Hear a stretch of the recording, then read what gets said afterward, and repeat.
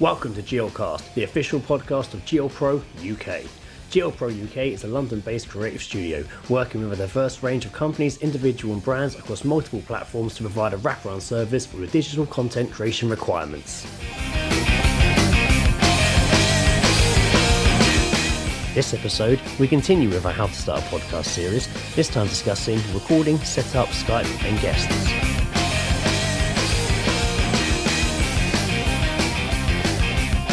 Okay, so we're now in the third episode journey of how to start a podcast, and we've covered quite a lot already. We've already covered, your brand, your name, your imagery, your show structure. We've now talked you through your RSS feed and your hosting sites, music licensing, and your music licensing, and you set up your social media channels. You're already talking to other podcasters. God, it sounds like you've done a lot of work already. It feels like the admin's done, God. Greg. Can we record well something done, now? You've done it. Now time to record a podcast. You're ready. How exciting. So, time to look at your recording setup. The beauty of podcasting is that anyone can do it. You can simply record through your phone, but if you're after something listenable with great quality sound, I wouldn't highly recommend it. You can do it, but we've come this far and getting it right. Maybe we go that extra mile and keep going. Microphones. Now, we have a blog about microphones, which you can find on our LinkedIn page. By all means, there's more podcast blogs there. We go deeper into setup and equipment. But we'll talk about it briefly now. There are many mics to choose from, and it can be really daunting to know where to start. It really can be. Yeah, absolutely. So there are USB mics, which are very affordable, and they're really easy to use. Your sound won't suffer too much. No, it really depends on your budget. And there's now some fantastic USB mics. Once upon a time, a USB mic wasn't very good. God. Yeah. When I first started, getting PCs in homes, I remember a time when not even had a PC in their home. A USB mic was like a pencil with a nibbly bit on the end. It was very bad sound. Absolutely. God, I used to record music through those. But actually, podcasting has helped the USB microphone evolve. Yeah. In a big way. So now there's things like the Snowball, the Yeti, the Blue Yeti. Yeah, Blue Yeti. That's great. Rode, who are my personal favourites, do the Rode USB. Yes. Which is specifically for that. Now, what's great about having a USB mic is that you can plug straight into your laptop and you can record there. So you're saving an awful lot on anything else to record on. Essentially, buy that mic, but the problem that you'll encounter is that it's recording one track. Yeah. Okay, so let's take it one step back for a second. Yes. Great audio is about separation of audio. Yes. Now, what I mean by that is... Yes. What do you mean by that, Jay? Thanks, Greg. I appreciate that. You've podcasted before, I see.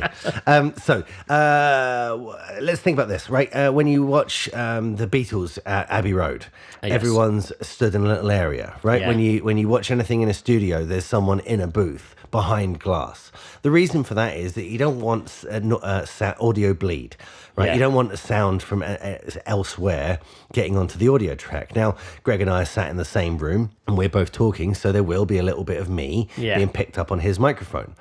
But we're talking directly into microphones. We each have a microphone. Yes. What that means is that in the editing and also audio production, that you can isolate one or the other of us, and if I'm too loud, you can turn me down. If there's a problem and it's scratchy or something like that, you can change that just on my track.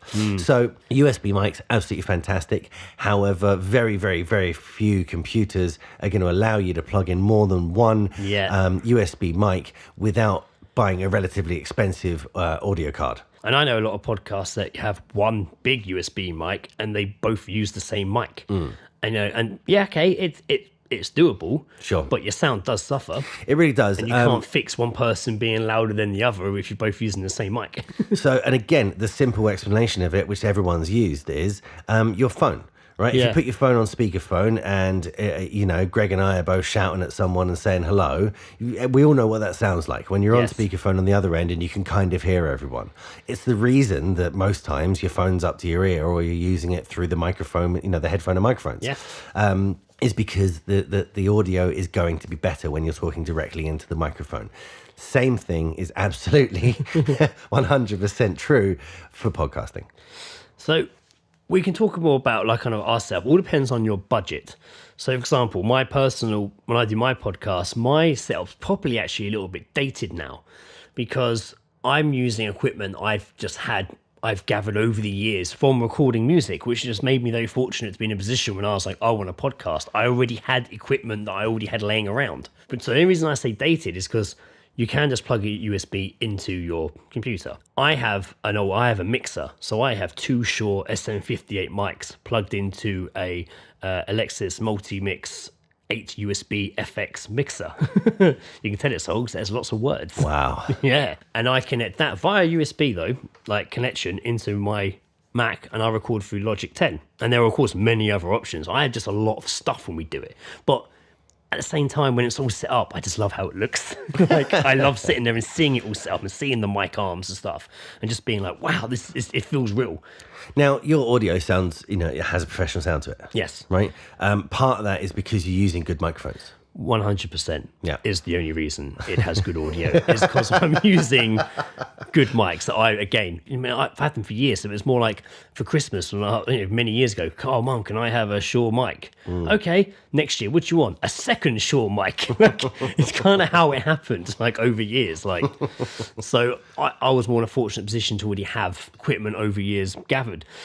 So it all comes down to your budget and what you're going to go out and get. You can, of course, bypass this completely and invest in a Zoom mic, like a Zoom H5 portable recorder.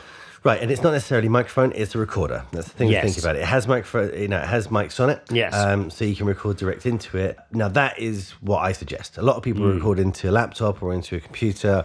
My suggestion is if you're recording locally, i.e., if you're recording in a conversation like we are today, is get one of the Zooms. Yes. They are absolutely fantastic. Now, you can get the smaller ones, which is like the Zoom H1. Yep. And that will record one person. But I really suggest going for something like the Zoom H3 and above. Right, yeah. Because then you can plug in an XLR lead. I know we are throwing a lot of acronyms around. But yes, it is. Let me talk a little bit about us, because our setup right now is really spot on. We've got our mics on their stands. We've got our Rode mics in stands, like it looks like we're talking, like we're on the radio. Yeah. But they're plugged into a Zoom recorder. Like simple as that.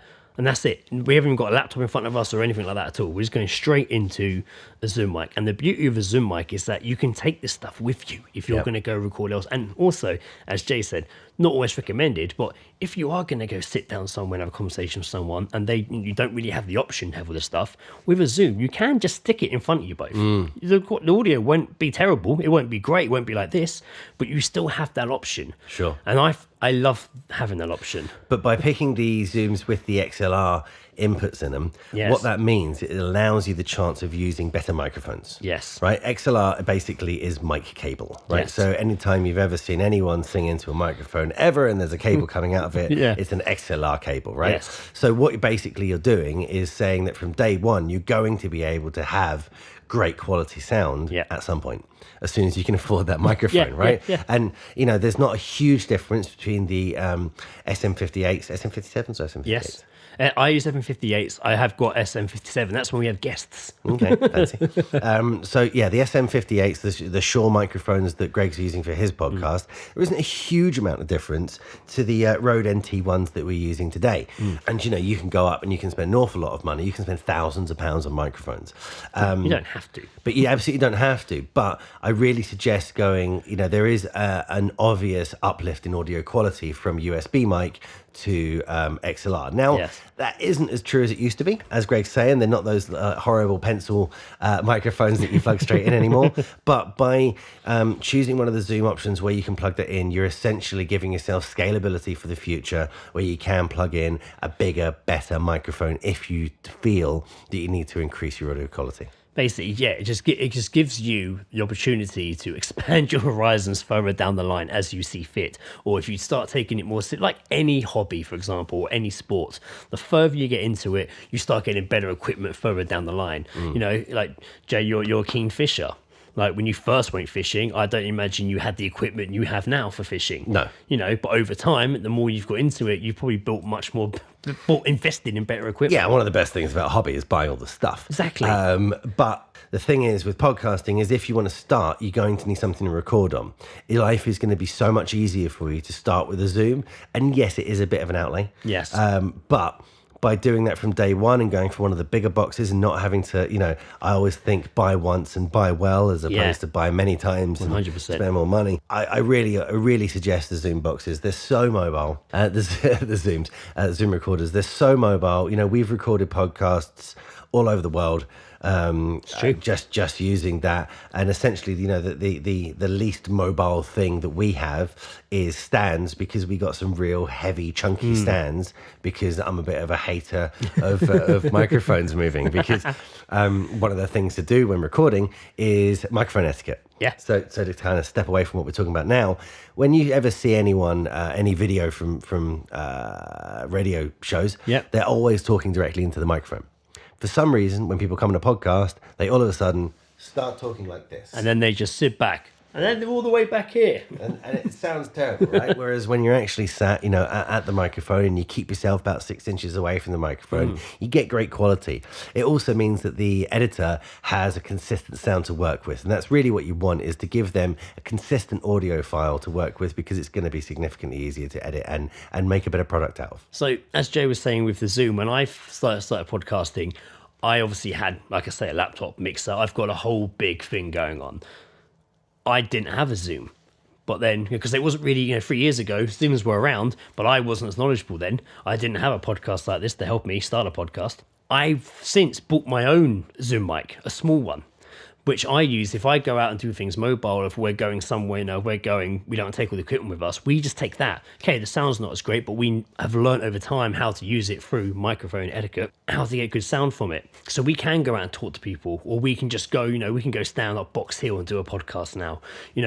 If I'd known the first time, I would have gone with like a Zoom H3, H5, but I've got the H1, the mini one, and I still benefit massively from it. But I can't plug my main mics into that one, so it's a separate entity now. But I like it's more of a go have fun microphone. And you can plug in something like a lapel mic or something like that directly into the H1, which is great, and that can give you that little bit of separation of audio. But realistically, if you've got more than one person, you're probably going to want more than one H1. It's kind of like one per person, and then that's going to start becoming more expensive. So my suggestion always is, if you're starting out, is get something like a H3 or a 4 and above. The more you can afford, it will last you forever.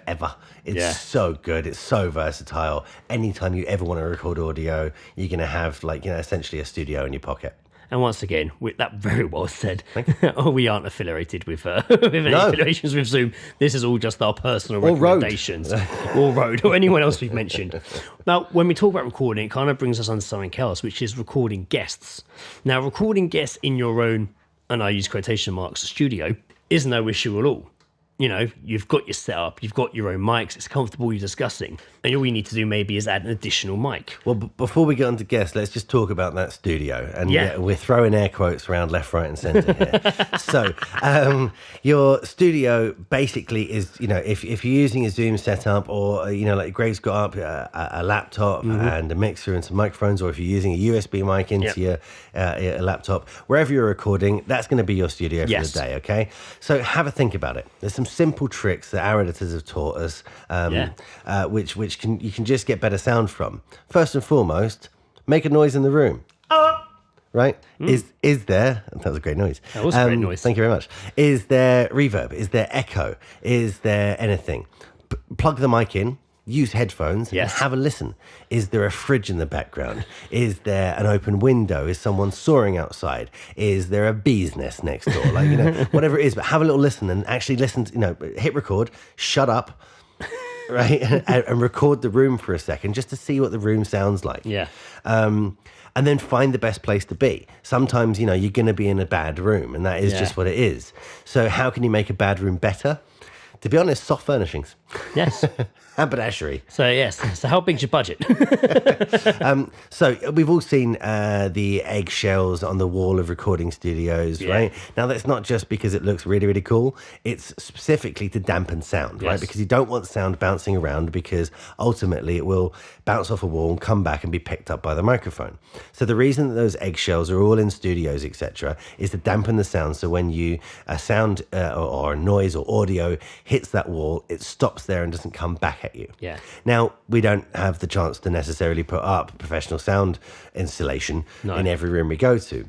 So try and think about dampening the sound with things like just fill the room. Yeah. Just fill the room with things, cushions, stuff, pictures, stuff, right? The more stuff that is in rooms, the less echoey it is. We've all been in a big empty room. Yep. That's echoey, right? Yeah. And then you've been in your nan's house. Echo City. There's no echo there because there's tons of stuff in there. Stuff there all over the place. So record it in Nan's house. This is it. So yeah, record at your nan's house. Say, Nan, get the hell out, go to bingo. We're recording today. But no, seriously, think about the room you're recording in, because it will make a real big difference. Yeah. And then mic etiquette. Don't put the mic in the middle of the room and try and shout at it from 3 foot away. Yeah. Like 6 inches. Turn the gain down so you can sit 6 inches from your microphone, and then don't move around the whole time. Now, as Greg's about to get onto guests, and we're going to talk about guests, be confident, right? Be confident with your control of the guests, and tell them, motion to them to move closer to the mic if they're sitting back too much, or tell them on air. It's going to embarrass them, and hopefully they sit forward. Yeah. And you can stop edit that doing out it. if you need to. And of course, you can edit it out. Unless you're as live well. streaming it, but don't, run before you can crawl. Absolutely. So in terms of, as we're saying, if you have them in your own studio, you have a lot more control over that. You have control of the mic you've given them. But however, if you're out in a public location and you need a portable recorder, again, H5, it's great for this. You can bring your own mic for more professional setup. But if you're just sat there with a Zoom mic between you both, you can still get great sound, but you need to you can't control the sound behind you. If you're sat in a cafe or a restaurant, you can't really control the sound around you. You can't do the clattering. So you need to make sure you've done the setup on your Zoom mic or any other portable recorder to be loud enough to get you both sat. Because you're not going to get them to sit maybe 6 inches away from that, because you're both going to look crazy. But that's when you're out and about. Most podcasting now with guests is done over Skype. Well, Skype is the word we're going to start with. Video conferencing, yeah. Video conferencing. Originally, you'd be like Skype, Google Hangouts, and that's where you would talk to people and record their conversation. And you can always tell on a podcast, you could always tell on a podcast when that was happening, because you could always hear the person on Skype was really crackly. There are tricks to get around this, get them to record the end of their conversation if they have the ability to, and send you their half of the conversation. It'll make life a lot easier for you, especially if the Wi-Fi drops out. And let's take a second on that. Everyone has the ability to record their audio. Yes. How, Jay? Tell us how. Oh, I will. I can do that right now. Okay. So most of the time, if you can set up a meeting or something with someone you're going to interview, get them to do it on a desktop or get them to do it on a laptop. Right, yeah. Right, so then you're talking through there. Then get them to plug in headphones into that, and headphones and mic, just like your iPhone headphones or your smartphone headphones, whatever. Plug that in directly into the computer. That means that they can hear you, they can see you, they're talking to you. With regards to recording the audio, hit record on your smartphone. So have that sat next to you. So all that's doing is recording their side of the conversation, right? It makes it very, very easy for them to send to you. It makes it very, very easy for them to record. By having headphones plugged in direct into the device you're using to actually communicate with someone, over Skype or Zoom or whatever the video conferencing is you're using, means that the microphone isn't picking up them. Isn't picking up that. So it goes back to what we were talking originally about having separation of sound. Yeah. Actually having separate audio tracks for everyone. We talked about the fact that iPhone or smartphone isn't the best way to record, but it's a damn sight better than recording off the internet and hoping that the bandwidth or 100%. The broadband is going to actually deliver what you need it to. If your Wi-Fi drops out and your guest, you lose a big chunk of it in the middle. At least you have their side of the record, even if it's through their phone, you have the complete recording as a backup. And you want that backup. It's better than not having anything at all. Imagine how if you've booked this guest months in advance and you lose half the interview because of something beyond your control. It's all about thinking more ahead. So we've mentioned Skype and Google Hangouts, and obviously there's now Zoom, which I think you can have a bigger conference video call. You can have more people on. Am I right in thinking Up this? to 25 people. That's insane. I mean, I'm not saying you want 20. I'm not saying you want 25 people at once on your podcast, because that's going to be chaos. What's also great about Zoom as well is it records the video. So not only is it recording the audio, but it's also recording the video. So for something like iTunes, something like YouTube that we were talking about earlier, you can then use that video file. Wow. And post that as well. So you can post a real live show. You can post it onto Facebook Live. You can do it onto a bunch of different bits and pieces. So you actually kind of get an added bonus in. And it's one of the most stable platforms there is. Because originally with people just using Skype, you'd have to install a Skype recorder. And they don't always really don't sound that good. I've done podcasts over Skype before, but I've always recorded my side and sent it to them, and they've not always used it. I don't know why they've not used it, but they've not used it, and they pull out the Skype version, and I listen to it and I was like, oh god, I sound like I'm scrunching paper in front of my mouth, or I'm eating crisps out of a packet like right next to the mic. Like, it drives me crazy. But now it's a lot easier to do this, online and talk to guests all over the world. It's a crazy thought that you can talk to anyone around the world on your podcast and how easy it can be done. So really embrace that. My show doesn't, because we're not that type of show, but your show could be. And it means that the interview pool is exponential. You can speak to anyone that you can get into a conversation. You can speak to them, and that's incredible. And it means that you're not necessarily bound by the people who are local to you, but it means that you can literally speak to anyone who has a good topic, or has an interest or a point of view around the topic of a podcast. And also then back to what we were talking about in every episode of everything, is you can start to tap into other communities, and it will help your podcast grow. Wow, these are some great tips. Next time we're going to talk about outsourcing your podcast and show notes. Something you might not know by the name. I didn't. I was like, I don't do show notes in my podcast. Then I was like, oh, I am. I'm doing them every episode. I just didn't know they were called show notes. All right, well, spoilers. Let's leave that until next week. Yeah, we'll get there next time. All right then. See you next time. Bye-bye. Thank you for listening to GLCast, the official podcast of GLProUK. Be sure to follow us at GLProUK on Instagram, Twitter, LinkedIn, and find us on Facebook. Thank you.